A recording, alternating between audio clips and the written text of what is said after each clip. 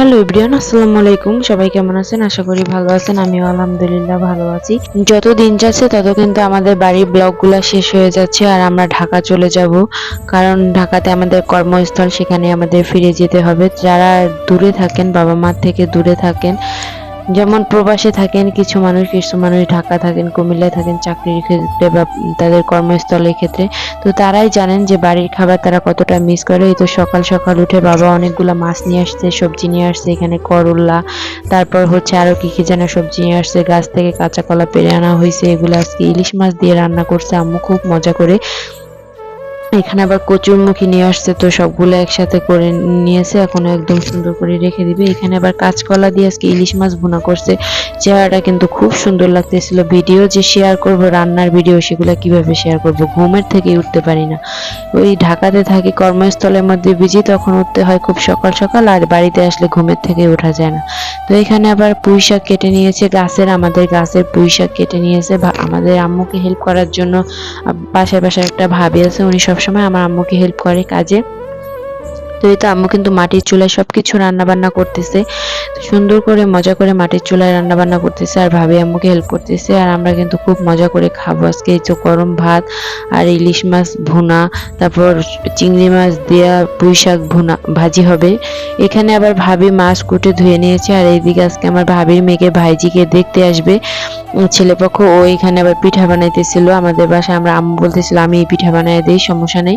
পরে আম্মু আবার পিঠা বানাই দিতেছিল, ওকে আবার বলতেছিল তোমরা কেউ কখনো দেখছো বিয়ের কনে তার হবু শ্বশুর বাড়ির জন্য পিঠা বানায়? ও কিন্তু এখানে সুন্দরভাবে পিঠা বানাচ্ছিল, আর আমরা সবাই মিলে কাজ করতেছিলাম। সবাই মিলে কাজ করলে কিন্তু মজাই অন্যরকম।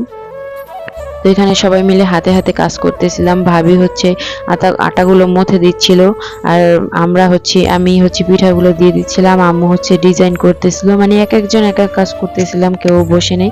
এটাই হচ্ছে মজা, পরিবারের সবাই একসাথে হইলে সবাই কিন্তু হাতে হাতে কাজ করে, আর সবাই সবার মানে মনের কথাগুলো শেয়ার করতে পারে, সবাই সবার সাথে কথা বলতে পারে। এটাই তো।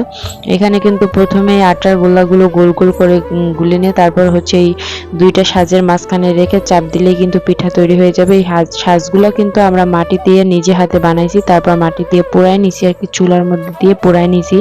তারপর কিন্তু এত সুন্দর সাজ তৈরি হয়ে গেছে। একটু তেল মেখে নিয়েছি যাতে পিঠাটা খুব সুন্দরভাবে উঠে যায়। তো এই তো এখানে কিন্তু খুব সুন্দর করে পিঠা বানানো হয়েছে। কিছু কিছু পিঠা আবার হাতে ডিজাইন করা হয়েছে, যেগুলো পাতার মতো দেখতে, ওগুলো কিন্তু হাতে ডিজাইন করা হয়েছে। তো এখানে কিন্তু সুন্দর করে আমি পিঠাগুলো বানাই নিতেছিলাম, খুব সুন্দর হইতেছিল পিঠাগুলো, কিন্তু দেখতেই পাইতেছেন। এই যে আটার গোলাগুলো গোল গোল করে রেখে, এখানে আপু আবার বলতেছিল তুই রাখ, আমার কাছে দে, আমি এই পিঠাগুলো সুন্দর করে বানাই নি। এখানে এই যে সবাই মিলে একসাথে থাকলে প্রচুর মজা হয়। তো কে কে ভাই বোন সবাই একসাথে থাকেন কমেন্ট করে জানাবেন, আর কারা কারা প্রবাসে থাকেন, দূরে থাকেন, এই সব খাবার দাবার মিস করেন, তারাও কিন্তু জানাবেন। এই পিঠাটাকে আমাদের এলাকায় পাক্কান পিঠা বলে, বা দুধ দিয়েও এটা ভিজিয়ে খাওয়া যায়, বা তেলেও ভিজিয়ে খাওয়া যায়। এই দেখেন আমার ছোট ভাই আবার কি কাহিনী করতেছিল ক্যামেরা দেখে, ওকেও আবার একটু ভিডিও করে নিলাম। সবাই কিন্তু আমরা একসাথে থাকলে প্রচুর মজা করি, প্রচুর এনজয় করি। তো সবাই ভালো থাকবেন, সুস্থ থাকবেন, আর আমাদের জন্য দোয়া করবেন।